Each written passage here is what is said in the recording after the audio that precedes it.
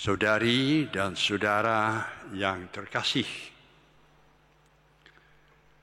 beberapa tahun yang lalu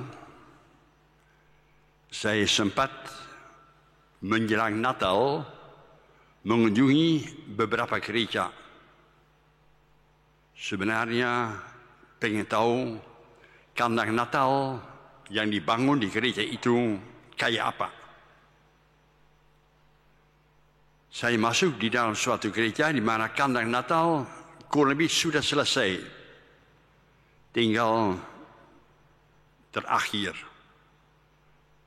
Tapi ketika saya memandang kepada kandang Natal itu, kaget saya. Kaget, tercampur dengan marah. Tercampur dengan merasa tersinggung. Kurang ajar. Ternyata apa? Ternyata bayi Yesus itu didandani dengan kertas-kertas, guntingan-guntingan dari kitab suci yang berisi sabda Tuhan. Kurang ajar. Kok sabda Tuhan diejek, dihinakan begitu hingga menjadi dandan bungkusan untuk bayi yang baru lahir. Ketika para tukang bangunan melihat bahwa saya marah, wajahku tidak menguntungkan, kecewa, mereka tertawa. Kok tertawa? Mereka mengejek saya. Katanya, saudara ahli kitab suci, pencinta sabda Tuhan, mengapa marah-marah? Kemudian mereka cerita, bikin malu saya. Sabda Tuhan itu bukan hanya tulisan saja, bukan hanya suatu isi dari kitab suci tentang Allah yang maha tinggi, tentang Allah yang maha baik, tapi sabda Tuhan itu turun ke bumi, mau menjadi daging, mau menjadi kenyataan, mau tinggal di tengah-tengah kita. Maka kata mereka, Yesus itu pribadi orang yang didandani, yang dijiwai, yang dibungkus oleh sabda Tuhan, diinspirasikan oleh sabda Tuhan, sehingga dia bisa berbuat mewujud nyatakan apa yang disampaikan oleh Tuhan kepadanya. Sabda Allah menjelma menjadi manusia, menjadi daging, menjadi kenyataan dalam sejarah, dalam perbuatan-perbuatan kita sehari-hari. Bukan hanya tulisan-tulisan yang tinggal dikagumi saja. Pastor, susah tadi pastor ceritanya tentang sabda ada pada Allah, sabda ada Allah. Waduh, susah pastor. Bukan soal ini. Soalnya diwujud nyatakan dalam kehidupan sehari-hari. Kalau tidak, kalau hanya menjadi tulisan-tulisan saja, omong kosong. Ngapain? Tolong dipahami. Sabda Allah menjelma menjadi manusia. Menjadi sejarah, menjadi ungkapan dalam kehidupan kita sehari-hari. Itu yang luar biasa. Sesudah para tukang bangunan selesai, saya kagum. Belum pernah mendapat pelajaran kitab suci yang begitu mendalam. Buku manakah yang saya baca beda dari kesaksian para tukang itu. Sederhana tapi nyata. Sabda Tuhan turun ke bumi ini untuk diwujud nyatakan, diekspresikan oleh perbuatan-perbuatan kita sehari-hari.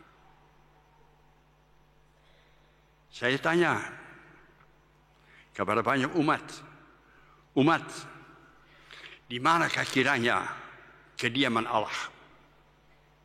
Dan banyak sekali antara umat yang saya tanya, nunjuk ke atas, sini. Di atas. Allah itu tinggal di surga. Padahal hari ini kita mendengarkan sebaliknya. Allah itu turun dari surga. Mau tinggal di tengah-tengah kita. Mau mengungkapkan kasih Allah kepada kita manusia. Tertulis dia menjadi terang bagi dunia.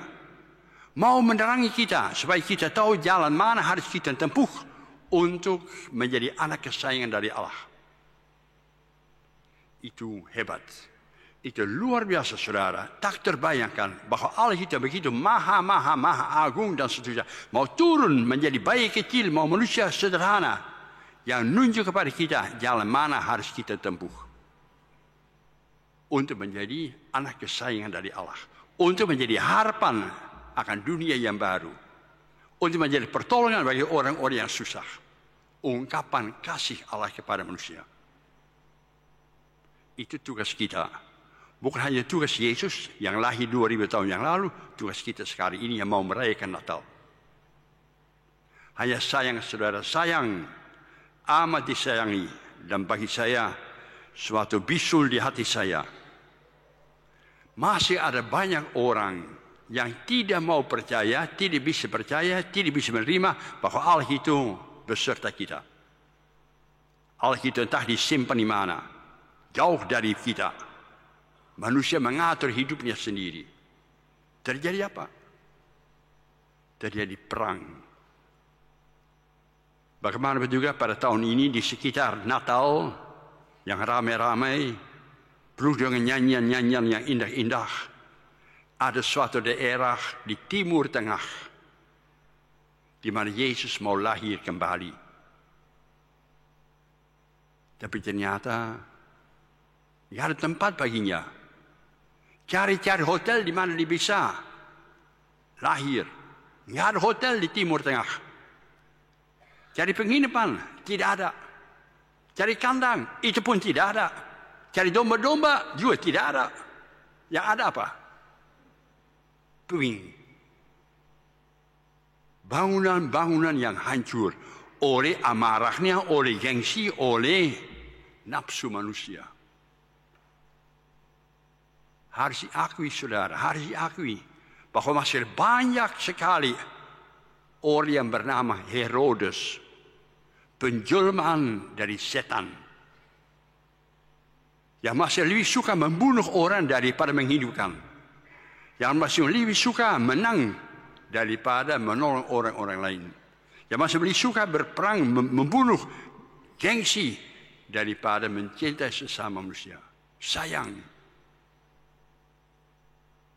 Tapi Yesus, Allah tetap mau lahir.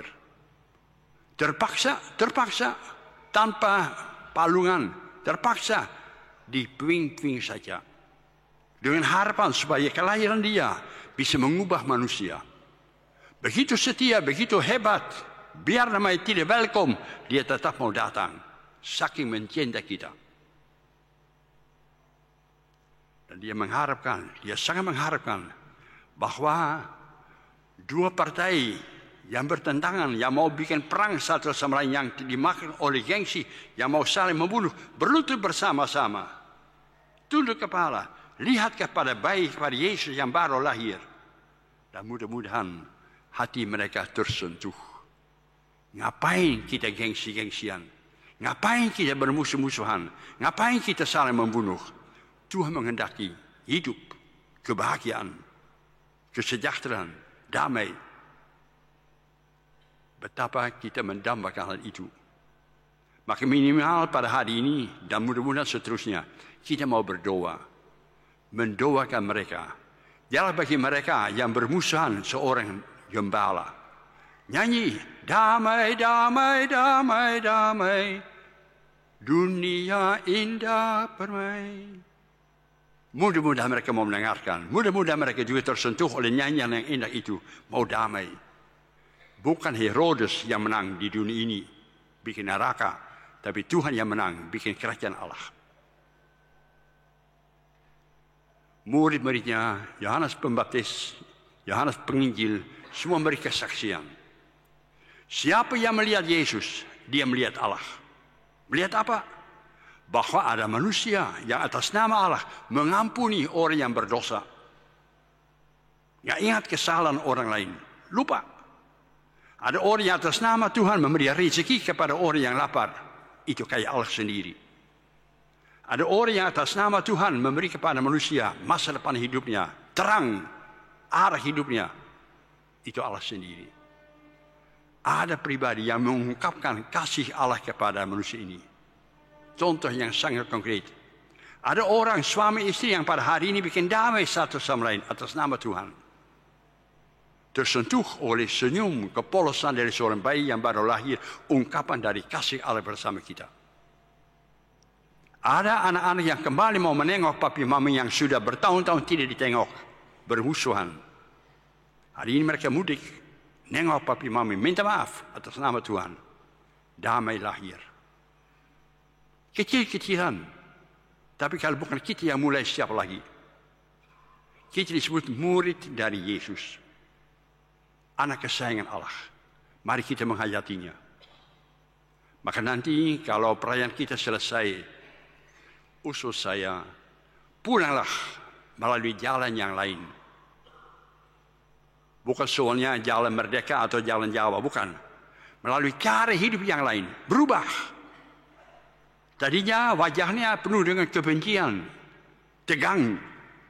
Nanti pulang, damai. Datanglah di dalam rumahmu, peluklah kekasihmu yang sudah lama tidak disapa. Kau kesayanganku, ku ampuni. Nyanyi sambil pulang lagu-lagu malaikat. Jangan dalam bahasa Latin, bahasa Indonesia saja. Gloria, damai di bumi. Sehingga demikian Natal sungguh-sungguh berarti bagi kita. Dan kita sama-sama berubah menjadi ungkapan kasih Allah yang satu kepada yang lain. Semoga demikian.